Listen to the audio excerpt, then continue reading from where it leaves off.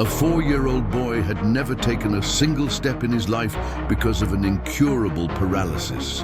When the cleaner brought her 7-year-old daughter to work at the mansion, the boy's millionaire father witnessed something so shocking it brought him to his knees. Leo's wheelchair sat empty in the garden, rocking gently in the warm afternoon breeze, like a ship abandoned adrift on a sea of perfectly manicured lawn. To anyone passing by the mansion's high iron gates, the scene would have been one of almost poetic tranquility. But for Richard, watching from the window of his lavish office, that object of metal and leather was a silent monument to his greatest pain. Inside, sitting on the plush living room rug, little Leo, just 4 years old, stretched his small arm with a determination that defied his fragile frame.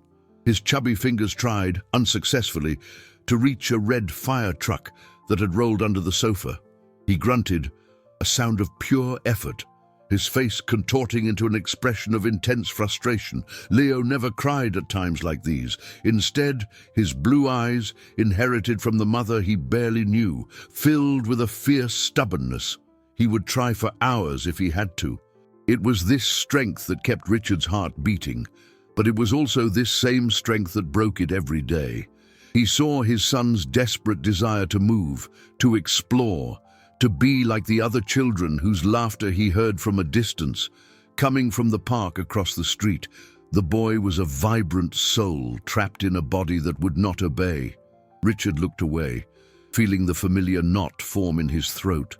Money could buy the best wheelchair, the best doctors, the most accessible home, but it couldn't buy the freedom of a single step. The office door opened with a soft knock, and Elena, the housekeeper, entered holding a tray with a cup of coffee. Her eyes, always gentle and full of a silent understanding, landed first on Richard and then on the scene in the living room. She had worked there for nearly a decade, since before Leo was born. She had watched Laura's belly grow, witnessed the joy and then the fear. And when Laura was gone, leaving behind a shattered husband and a baby with a devastating diagnosis, it was Eleanor who became a pillar of stability in that grieving house. She placed the tray on the mahogany desk. "Mr. Richard," she began, her voice low and hesitant, a tone he rarely heard from her. "I need to ask you a favor, a very big favor." Richard turned, his melancholy replaced by concern. Elena never asked for anything. "What is it, Elena? What's wrong?" She was twisting a cleaning cloth in her hands, a clear sign of her nervousness. "It's my daughter, Sophia. Her school is closing for a week for emergency repairs, and I have no one to leave her with. I know this isn't the place, but I can't miss work." Richard considered it. His first instinct was to protect Leo's sacred, quiet routine. The house was a sanctuary, a cocoon. But then he remembered Elena in the first few months after losing Laura, brewing teas he wouldn't drink and ensuring that Leo, still an infant, was always warm and safe while he himself could barely get out of bed. Her loyalty was immeasurable. "Bring her," he said, his voice firmer than he felt. "She can stay with you. Leo might even enjoy having another child around." Eleanor sighed, a relief so profound it seemed to empty all the air from her lungs. "Thank you, sir. You have no idea what this means." She retreated, leaving Richard once again with his thoughts. A girl, a 7-year-old girl, a stranger about to enter his meticulously controlled world. He looked at his son, who had finally given up on the truck and was now watching a bird perched on the window, his eyes filled with a pure wonder and a heart-wrenching vulnerability. The next day, an unknown and unpredictable force would cross the gate of that mansion, bringing with it the potential to heal or to finally break what was left of that family.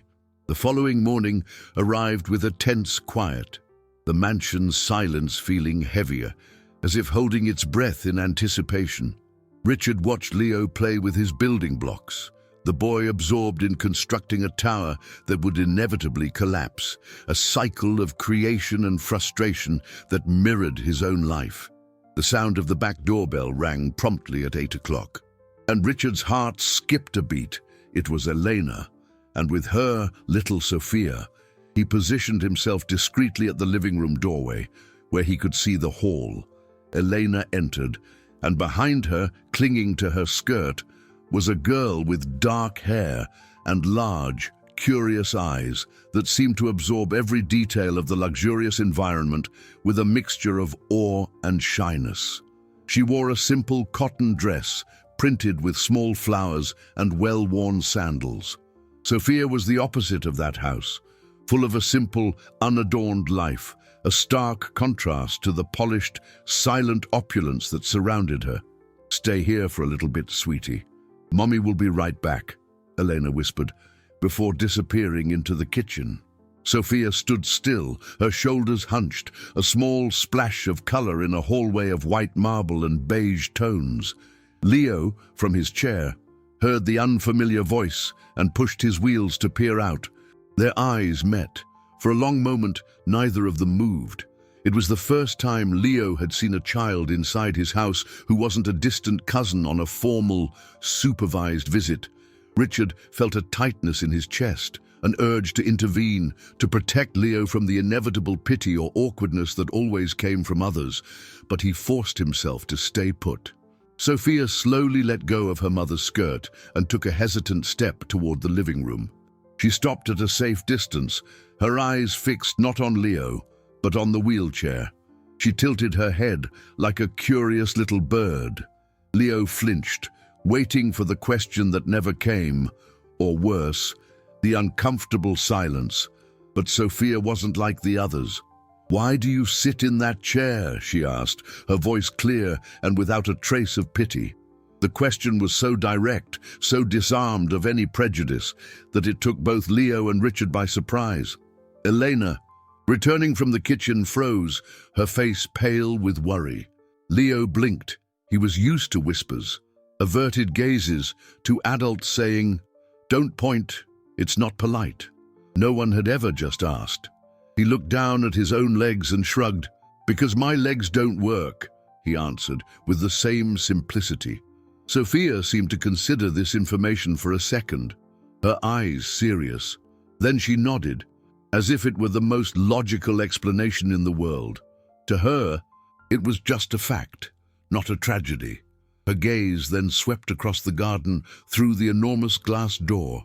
Outside, a colorful soccer ball rested on the grass. A smile lit up her face. She turned to Leo, her eyes shining with an idea. "Then let's go play outside," she said, pointing. "We can kick the ball." Eleanor brought a hand to her mouth, ready to scold her daughter for her insensitivity. Richard felt a pang of pain at the cruel innocence of the suggestion. But Leo didn't look offended. He looked confused. Kick the ball. No one had ever suggested that to him. It was a universe of possibilities that had always been denied to him. The girl, seeing the hesitation on his face, took another step forward, her initial shyness completely forgotten, replaced by a contagious enthusiasm. She held out her small hand to him, a gesture of pure conviction. "Come on," she said, with a firmness surprising for her age. "But I'll help you." Time seemed to freeze in that instant. Sophia's small hand, extended in the air, was a bridge between two worlds, Leo's world, defined by limits of metal and rubber, and Sophia's, where imagination knew no barriers. Richard felt an impulse to intervene, to gently explain that Leo couldn't kick a ball, that his legs didn't work that way. Elena took a step forward, her face contorted in apology, ready to reprimand her daughter and end the awkward moment. But Leo's reaction stopped them. He didn't shrink back or look hurt. Instead, his blue eyes were fixed on Sophia's hand, and then on the colorful ball glowing under the garden sun. A whirlwind of unknown emotions crossed his small face. Surprise, curiosity, and something Richard hadn't seen in a very long time. A flicker of longing. It was the desire not to have what he couldn't, but to simply try. Sophia, sensing the hesitation, didn't withdraw her hand. She smiled, a genuine grin that lit up her dark eyes. "Don't worry," she said with the wisdom of an old soul. My grandma always said there are 1,000 ways to do the same thing. With that, she lowered her hand and, instead of insisting, ran into the garden. She grabbed the ball and came back, sitting cross-legged on the grass, right in front of Leo's wheelchair. She placed the ball between them. There, she announced. The game is like this. I push it to you, and you push it back to me. With your hands, it's our kind of soccer. Richard felt the air leave his lungs. It was so simple, so obvious, and yet in 4 years, no one had ever thought of it. All the therapists, the specialists, the well-meaning relatives, they all focused on what Leo couldn't do. Sophia, in less than 10 minutes, had focused on what he could. Leo looked at his father, then at Elena, seeking permission. Richard just nodded, his throat too tight to speak. With a hesitant movement, Leo pushed the ball with the palm of his hand. It rolled awkwardly across the grass and stopped at Sophia's feet. "Yes, my turn," she exclaimed, pushing it back. Soon, a rhythm was established. The soft sound of the ball rolling on the grass was the only thing that broke the silence, punctuated by Sophia's occasional giggles and Leo's shy but increasingly frequent smiles. Elena watched, silent tears streaming down her face. She saw her daughter not with the naivety of a child, but with a compassion that seemed to come from a much deeper source. Richard leaned against the doorframe, feeling the weight of years of sadness begin to yield, millimeter by millimeter. He had built a fortress to protect his son from the world's pain, but perhaps, without realizing it, he had built a prison. Sophia was the first crack of light to penetrate those walls. After a few minutes of play, the ball rolled slightly to the side, out of Leo's reach. He stretched his arm, but couldn't get it. The familiar frustration flashed in his eyes. "I can't," he murmured, his voice small. Sophia stopped smiling and looked at him seriously. "My grandma used to say, 'I can't' is just a story we tell ourselves when we're scared to try," she said, repeating the words like a sacred mantra. She said our body listens to what our heart says. If your heart says try, your body tries too.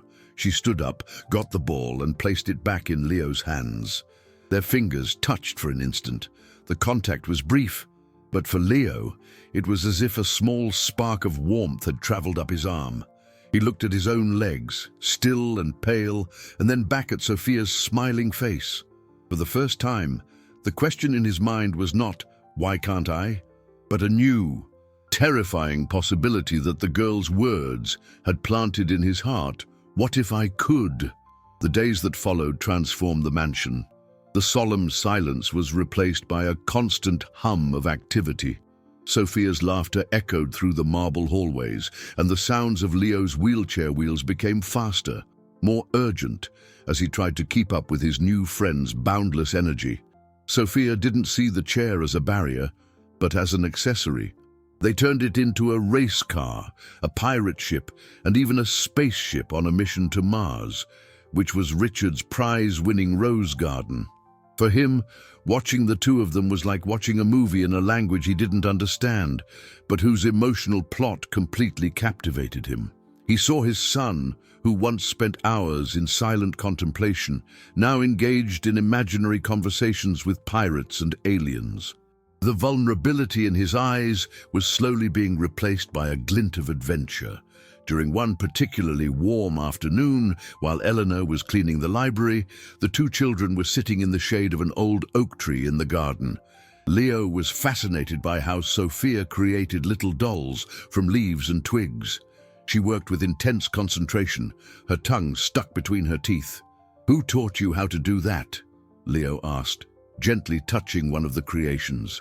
Sophia looked up, a nostalgic smile on her lips. "My grandma. She could make anything from things in nature. She said the earth has a special magic, that it can heal anything if we ask with our hearts." The grandmother's name came up often in Sophia's conversations. She spoke of her not as someone who was gone, but as a constant presence, a source of wisdom and strength. "Could she heal me too?" Leo asked, his voice barely a whisper. The question hung in the air, heavy with a hope he hardly dared to feel. Sophia stopped working and looked at Leo's legs. Her eyes held no pity, only a deep thoughtfulness. She used to say that healing doesn't come from the outside, it comes from within. We just need someone to help wake it up. She leaned closer, lowering her voice as if sharing a state secret. She taught me a prayer, a special prayer. She said, if you pray with lots and lots of faith, mountains will move. Leo looked at his own legs. To him, they were mountains, immovable, heavy, insurmountable.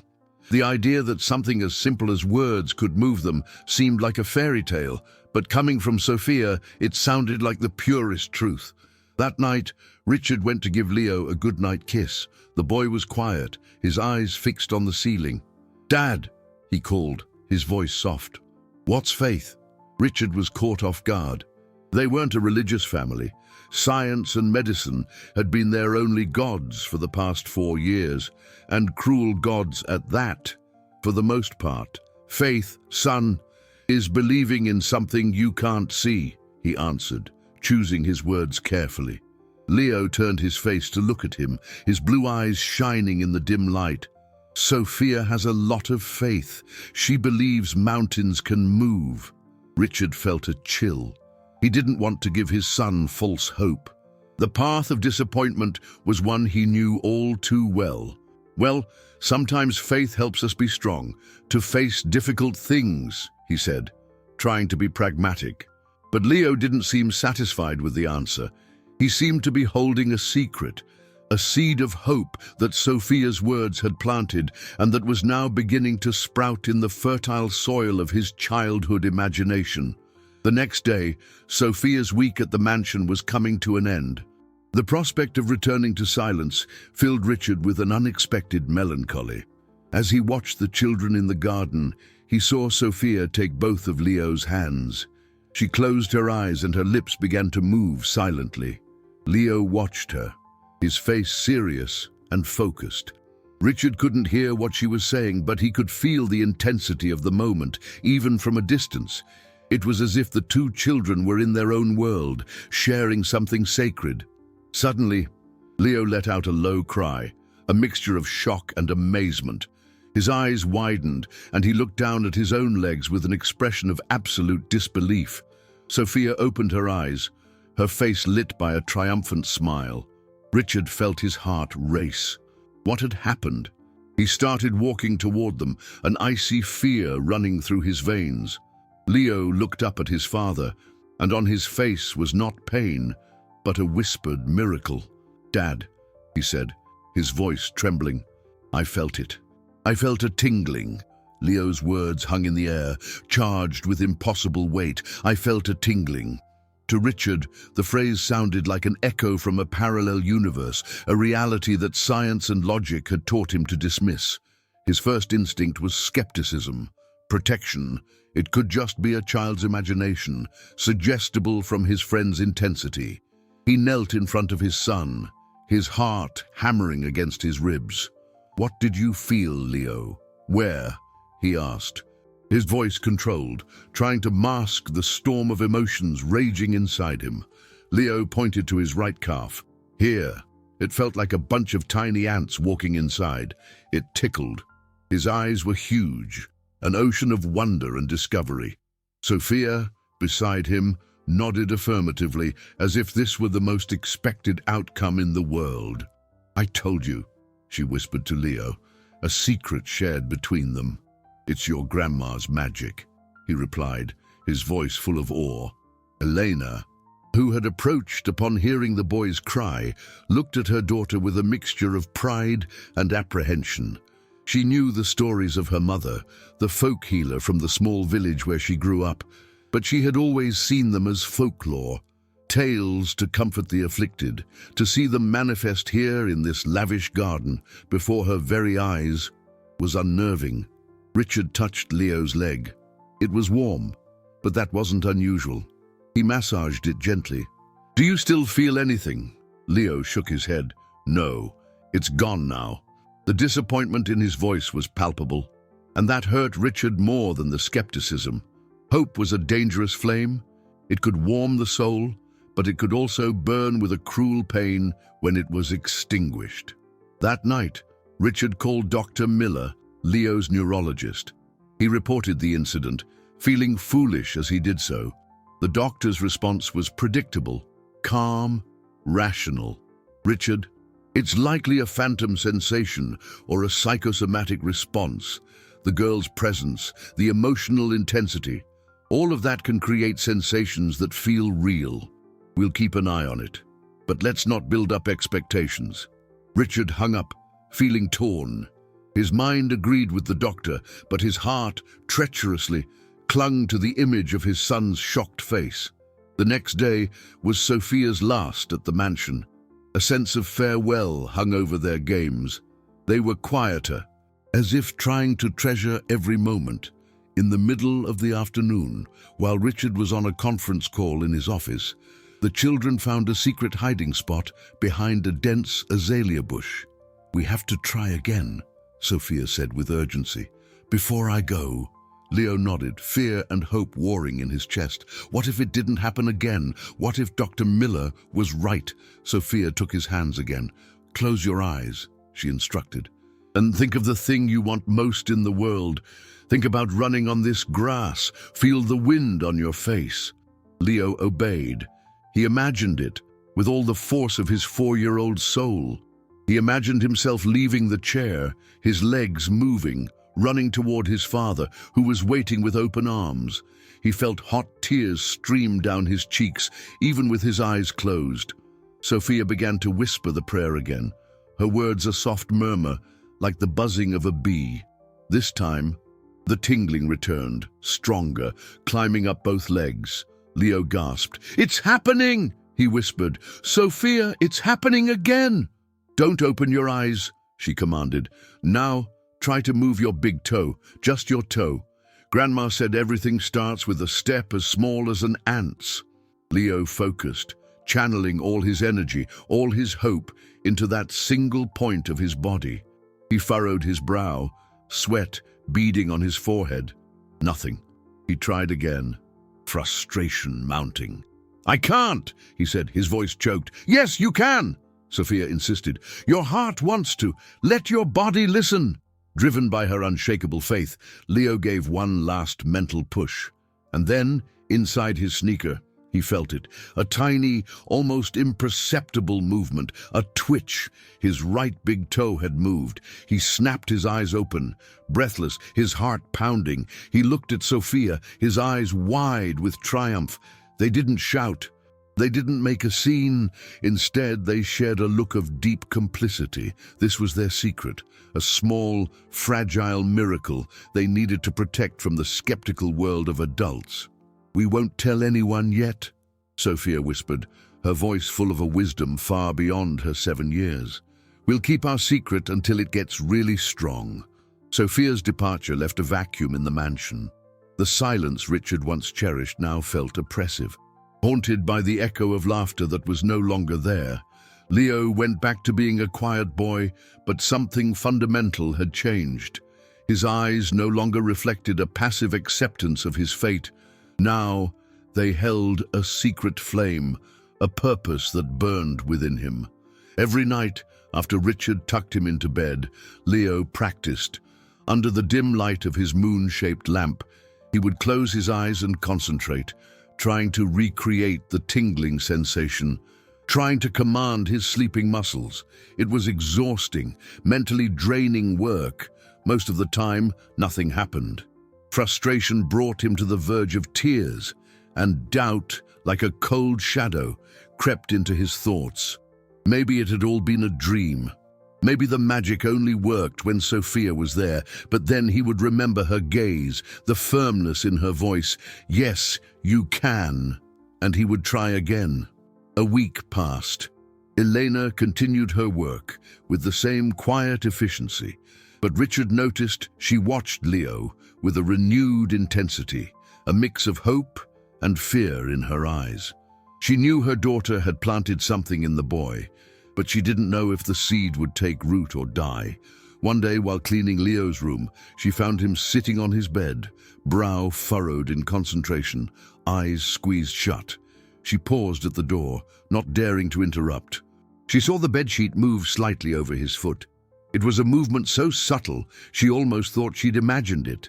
But then it happened again. A small twitch, a tremor of life, where before there had only been stillness. Elena brought a hand to her heart, feeling it flutter.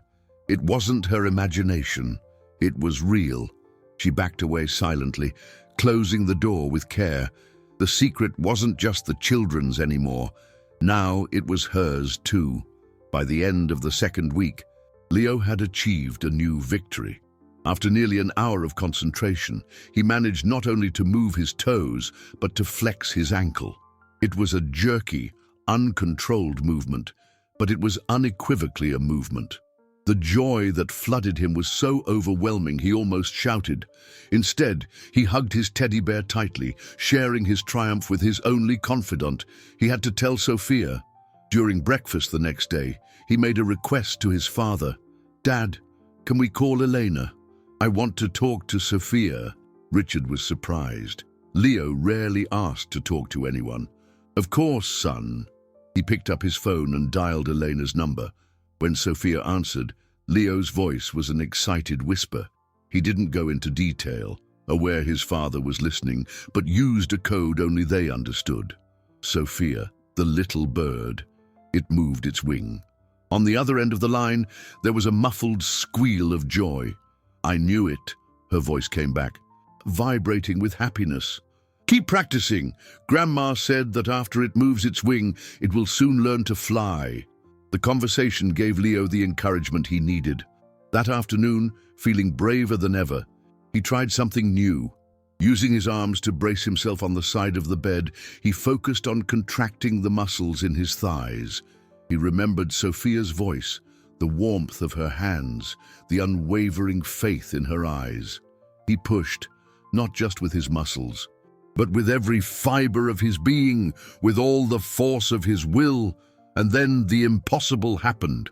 With a groan of effort, Leo managed to push himself up, supporting himself on his arms, and stand on his trembling legs for 3 whole seconds before collapsing back onto the bed, breathless and exhausted.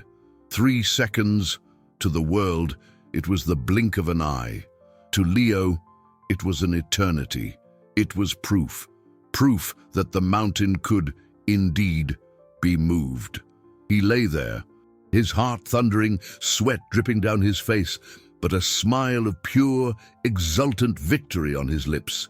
He needed to get stronger. He needed to practice more. He wanted to surprise Sophia and his dad. He would keep the secret, guard this miracle in his heart, until the moment he could not just stand, but take a step. The bedroom door opened. Richard came in, carrying a glass of juice. He found his son lying down, his face flushed and panting. "Everything okay?" "Champ, you look tired." Leo just smiled, an enigmatic grin. "I was just dreaming, Dad," he said, his voice hoarse from the effort. "Dreaming I could fly." The third week of the secret was the hardest, and at the same time, the most rewarding. Communication between Leo and Sophia became a daily ritual, an exchange of coded whispers over the phone that fueled the flame of their shared determination. The little bird tried to flap its wings today, but it's still a little scared of the wind, Leo would say, and Sophia would reply with new words of wisdom from her grandmother, antidotes for fear and fatigue. Leo practiced relentlessly, turning his room into a secret gym. He used the edge of his bed, the low dresser, any firm surface to support himself and try to stand. His legs, once inert, now responded with tremors and spasms. Each reawakened muscle was a silent victory, an invisible medal in his small, a brave journey. He could now stand for almost a minute, as long as he was holding on tight. The next step, literally, was the most terrifying: letting go. At the end of that week, Richard, noticing a persistent melancholy in Leo, had an idea. He called Elena. "Elena, I know it's your weekend, but I'd like to invite you and Sophia to spend Saturday here, as friends. Leo misses her." The invitation, so out of character, left Elena speechless, but she accepted with a heart full of gratitude. Sophia's arrival was like the sun breaking through the clouds. The joy of their reunion was so pure and contagious that even Richard found himself smiling without realizing it. The two children ran, or rather Leo rolled in his chair with impressive speed, to the garden, the stage of their budding miracle. There, hidden by their accomplices, the azalea bushes, the real work began. "Today you're going to take a step," Sophia decreed, with the authority of a general. "I'll hold you. You won't fall." Leo, his heart hammering against his ribs, supported himself on her shoulders. His legs trembled violently, protesting the unprecedented effort. "I can't, Sophia. I'm too heavy." "Nonsense," she retorted. "You're light as a feather. Think about the little bird. It doesn't think about its weight. It just thinks about flying." Leo took a deep breath, closed his eyes, and thought about flying. He lifted his right foot. For a fraction of a second, all his weight was on his left leg. He moved his foot forward, a tiny distance, and placed it back on the ground.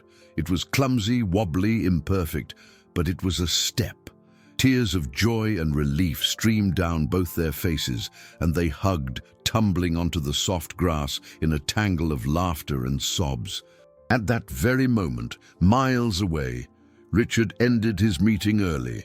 A strange feeling, an inexplicable urge to be home, had overcome him. He drove faster than usual, eager for the sound of laughter that now warmed his house. As he entered, the quiet greeted him. He called for Elena but got no answer. He went to the glass door and looked out at the garden, and his world stopped. Leo's wheelchair was there, near the patio, empty. A blind, primal panic seized him. His mind raced, conjuring terrible images. Did he fall? Did someone take him? He ran into the garden, his heart a runaway drum in his chest. "Leo! Leo!" he shouted, his voice hoarse with dread. No sound, just the hum of insects and the rustle of leaves. Desperate, he began to search every corner, fear turning every shadow into a threat. That's when he heard it, a faint, almost inaudible sound, a giggle. It was coming from behind the large azalea bush. With his heart in his throat, he approached and pushed aside the flowering branches. The scene that revealed itself to him broke every law of reality he knew. Leo was standing, unsupported, in the middle of a small circle of grass. In front of him, Sophia was rolling the colorful ball toward him, and Leo, with a smile of pure concentration, lifted his leg and kicked the ball back to her. The movement unbalanced him, and he fell sitting on the grass. But there was no pain or frustration on his face, only the purest, most radiant joy. Richard stood paralyzed, the branches trembling in his hand. His eyes couldn't believe what they were seeing. His brain refused to process the image. It couldn't be real. It had to be a mirage, a cruel hallucination forged by his deepest desire. Richard's world tilted on its axis. The sounds of the garden seemed distant, muffled, as if he were underwater. His breath caught in his lungs. The children, absorbed in their game, hadn't noticed him yet. He watched Leo, with Sophia's help, get up again, his legs shaky but holding. A bubbling laugh escaped his son, a sound Richard had never heard before. The laugh of physical achievement, of a body moving by its own will. It was the most beautiful and terrifying thing he had ever witnessed. He let go of the branches, which snapped back into place, concealing the miraculous scene. Richard retreated. Step by step, his mind spinning wildly. Reality and illusion were merging. He stumbled back into the house, leaning against the cold glass wall, trying to force air into his lungs. He needed proof. He needed logic. He ran to his office, his hands shaking so badly he could barely type the password on his computer. He pulled up the footage from the garden security camera, the one he'd installed to monitor Leo. With his heart in his mouth, he rewound the recording of the last few minutes, and there it was, in grainy black and white but undeniable. The empty wheelchair, the two of them getting up, the step, The kick, the soft fall onto the grass, the laughter, it was real. The emotion that hit him wasn't pure joy, as he had always imagined it would be. It was a complex and overwhelming cocktail: astonishment, euphoria, fear, confusion, and, to his own surprise, a pang of shame. His son was walking, and he didn't know. The secret wasn't his. The victory wasn't his. He had been an outsider, a spectator, while a 7-year-old girl and her simple faith had achieved what his fortune and science could not. He scanned through the video, watching the interaction between them. He saw the encouragement in Sophia's eyes, the determination on Leo's face. He saw the complicity, the absolute trust. He realized this wasn't just about legs that moved. It was about hearts that had connected in a way he, with all his protective love, had never managed. When he finally felt able to face reality, he went back to the garden. This time, he made noise as he approached, coughing lightly. The children turned, their faces suddenly serious, caught in their secret act. Leo was sitting on the grass, trying to look as natural as possible. But the grass stains on his knees and the sparkle in his eyes betrayed him. Richard approached slowly, his heart still pounding. He knelt on the grass in front of Leo, ignoring the way it stained his expensive slacks. He didn't say, "I saw you." He didn't say, "How is this possible?" Instead, he looked into his son's eyes, truly seeing him for the first time in a long while, not as a patient or a victim, but as a boy of unimaginable strength. "Leo," he said, his voice thick with emotion. "You look happy." Leo glanced at Sophia, who gave him a small nod. It was time. With a deep breath, Leo replied, "I am happy, Dad, because I can do this." With fierce concentration, he placed his hands on the grass, planted his feet, and slowly, his legs trembling like saplings, he pushed himself up. He stood there, swaying, but standing right in front of his father. Hot, silent tears began to roll down Richard's face. They were tears of shock, of joy, of a relief so profound it seemed to undo knots he'd been carrying for years. He reached out, not to help, but simply to touch his son's shoulder, to feel the solid reality of that moment, to be sure he wasn't dreaming. Leo, seeing his father's tears, took a hesitant step toward him, and another, and then he was in Richard's arms, hugging him with a force that knocked him back onto the grass. The two of them laughing and crying at the same time, while Sophia and Elena, who had come over, watched the scene, their own faces wet with tears. The miracle was no longer a secret.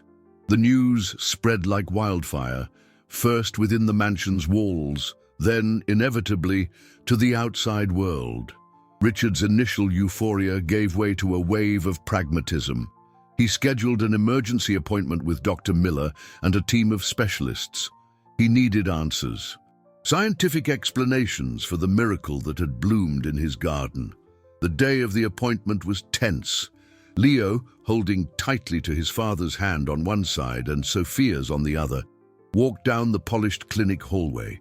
His steps were still hesitant, his gait a bit unsteady, but each one was an open challenge to years of grim prognoses.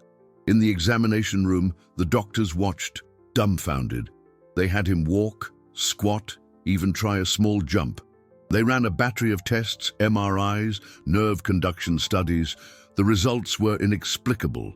The scans showed the same spinal cord lesions that had always been there. Science said he shouldn't be able to walk, and yet, there he was.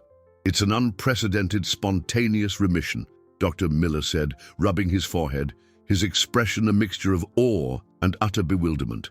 "From a medical standpoint, what we're seeing is impossible. Perhaps an extreme neuroplastic response triggered by a powerful emotional or psychological stimulus." The word psychosomatic was whispered among the other doctors.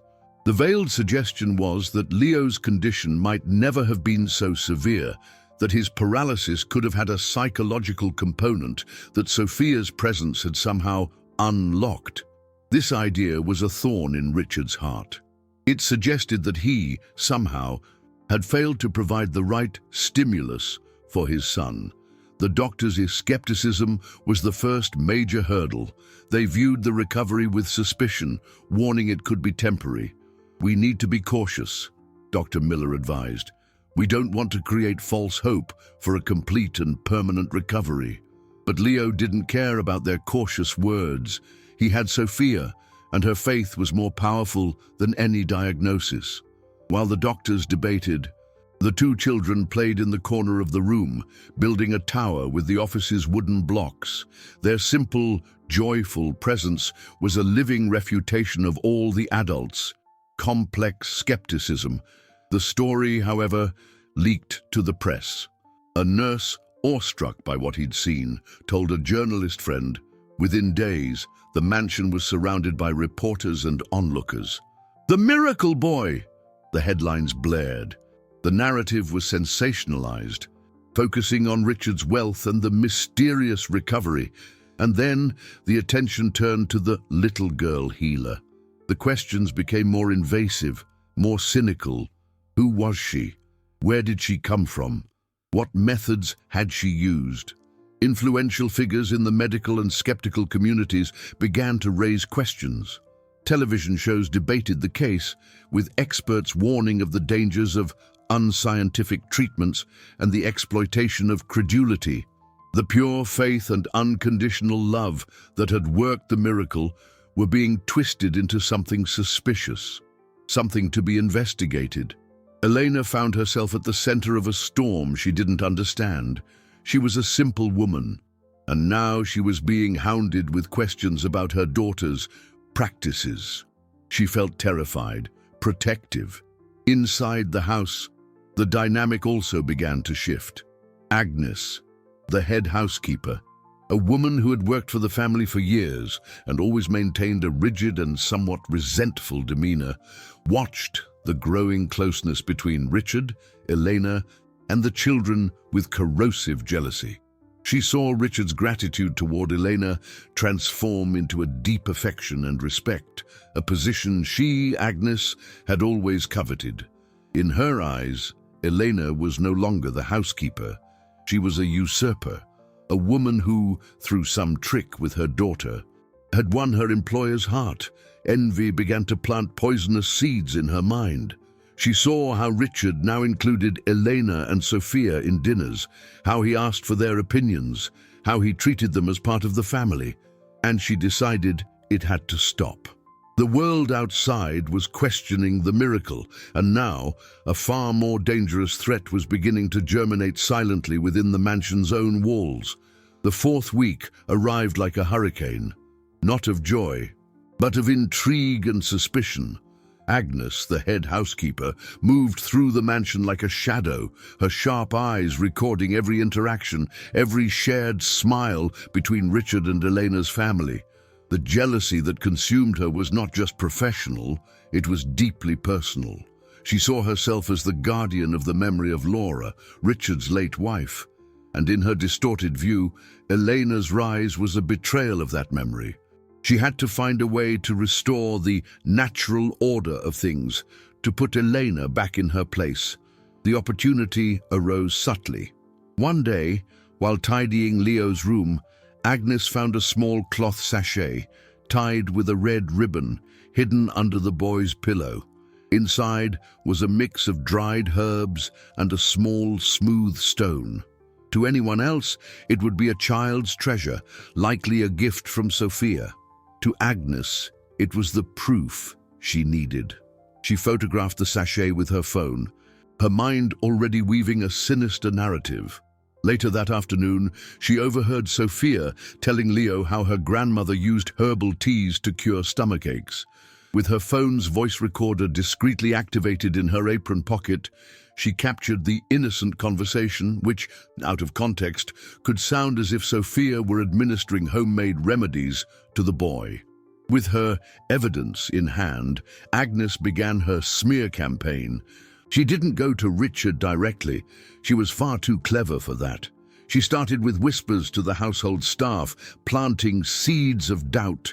Don't you find all of this strange? Suddenly the boy is walking, and that woman and her daughter are always around with their stories and things. She would show the photo of the sachet, insinuating it could be spells or dangerous remedies.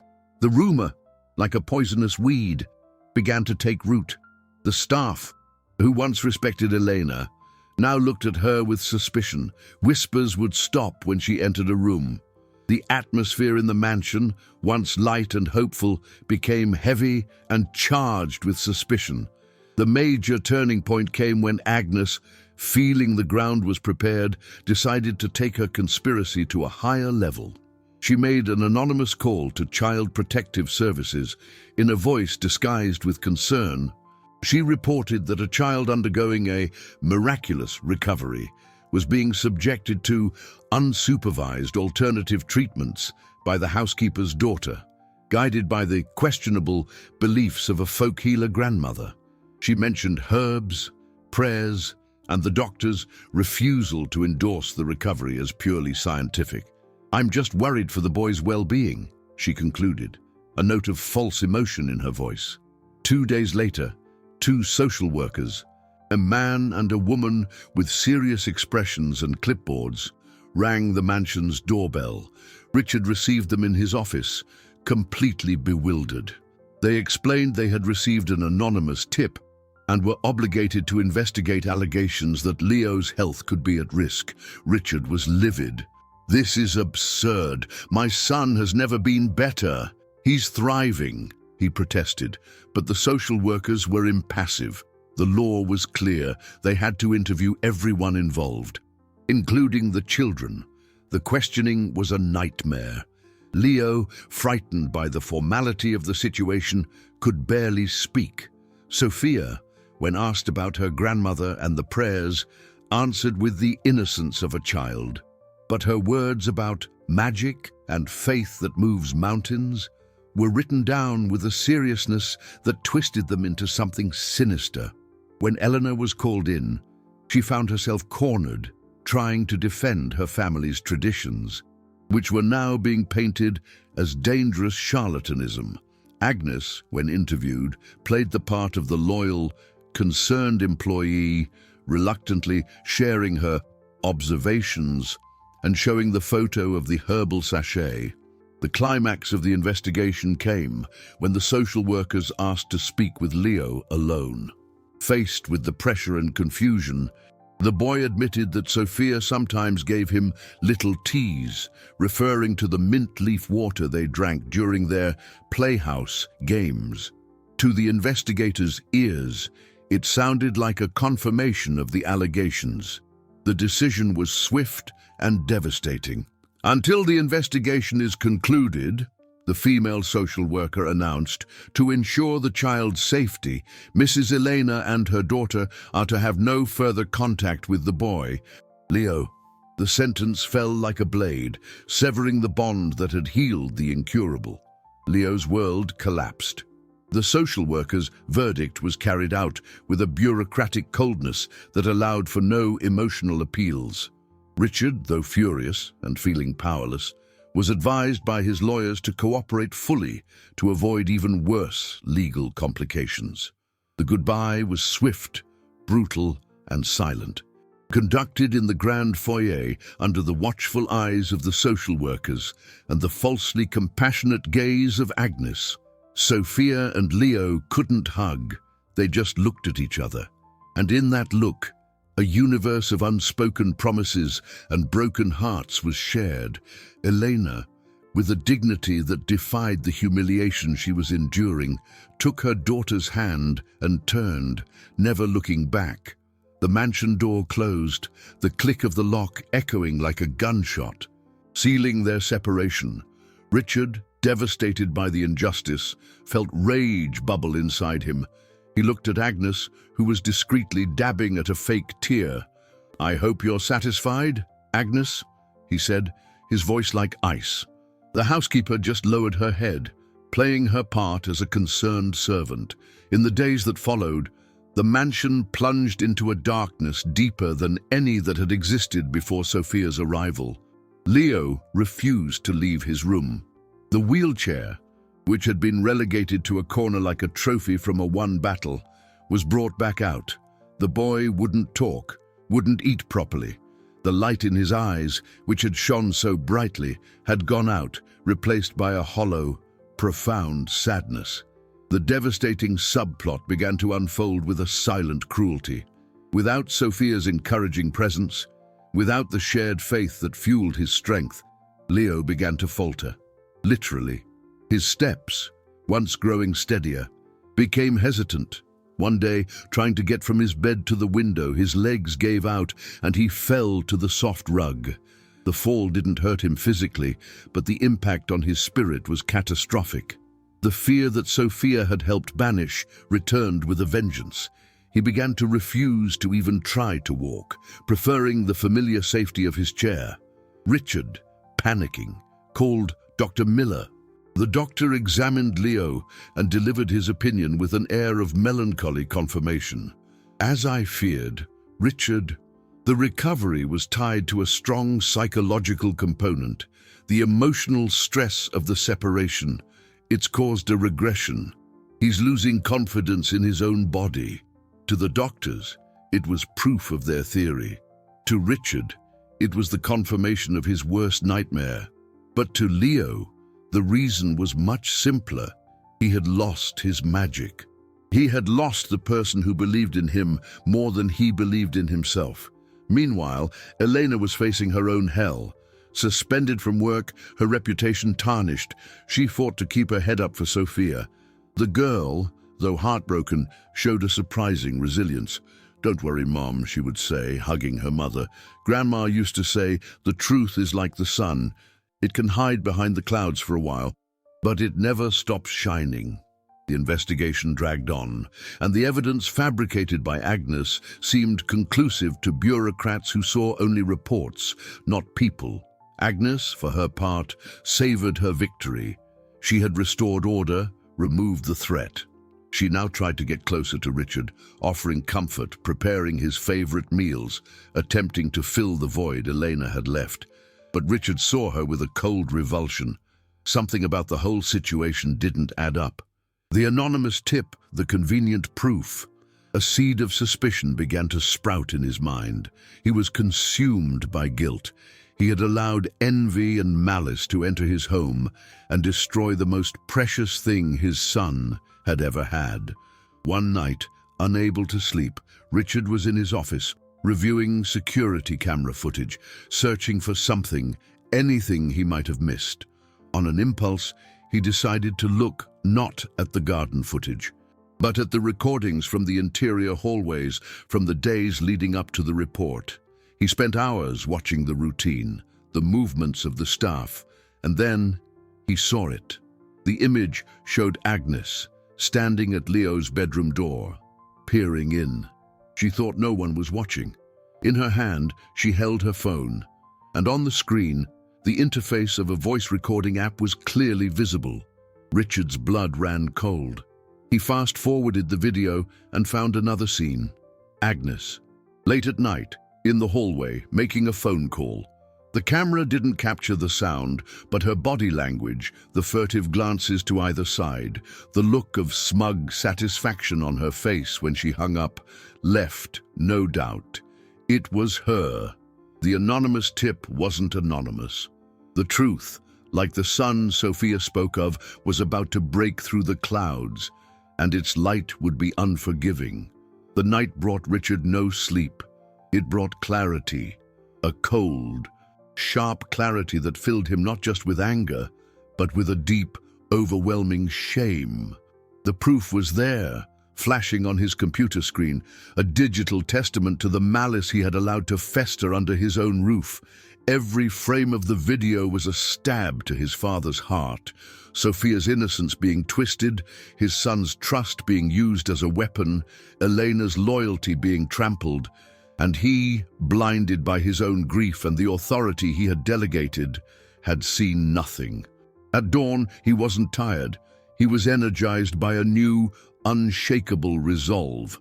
He summoned the entire household staff to the grand foyer, an unprecedented act. When Agnes came down the stairs, her face composed in a mask of efficiency, she found all her colleagues gathered, looking at her with curiosity. Richard was standing next to a large television he'd had installed during the night. He said nothing. He just picked up the remote and pressed play. The first image to appear was of Agnes in the hallway, recording the children's conversation. A murmur went through the room. The next scene was even more damning. The camera from Leo's room showed her, on a day prior to the report, slipping the small sachet of herbs under the boy's pillow. The proof wasn't something she found. It was something she planted. The final blow was the video of her in the hallway on the phone, the triumphant smirk on her face as she reported her lies.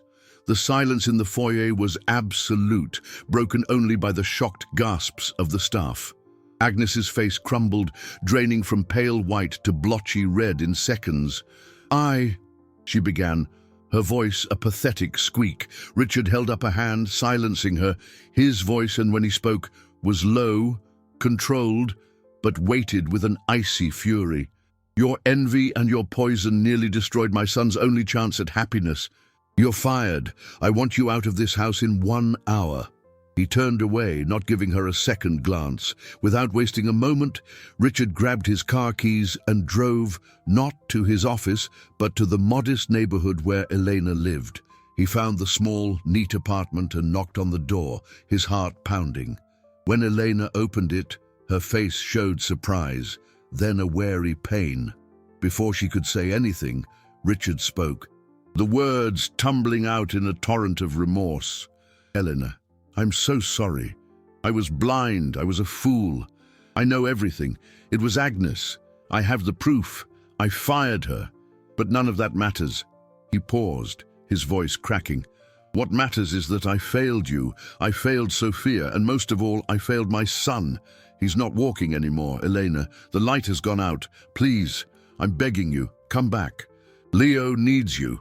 The tears he had held back for so long finally streamed down his face.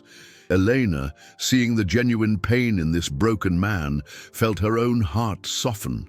She called for Sophia, and the journey back to the mansion was made in a silence charged with hope and apprehension. Richard brought Sophia straight to Leo's room. The boy was in his chair, his back to the door, watching the light rain that had started to fall outside. Leo, Richard called softly. Leo turned his head, his eyes listless. But then he saw who was standing behind his father. His eyes widened. A breath of life seemed to run through his body. Sophia, he whispered, his voice weak, as if seeing a ghost. Sophia said nothing. She just ran to him.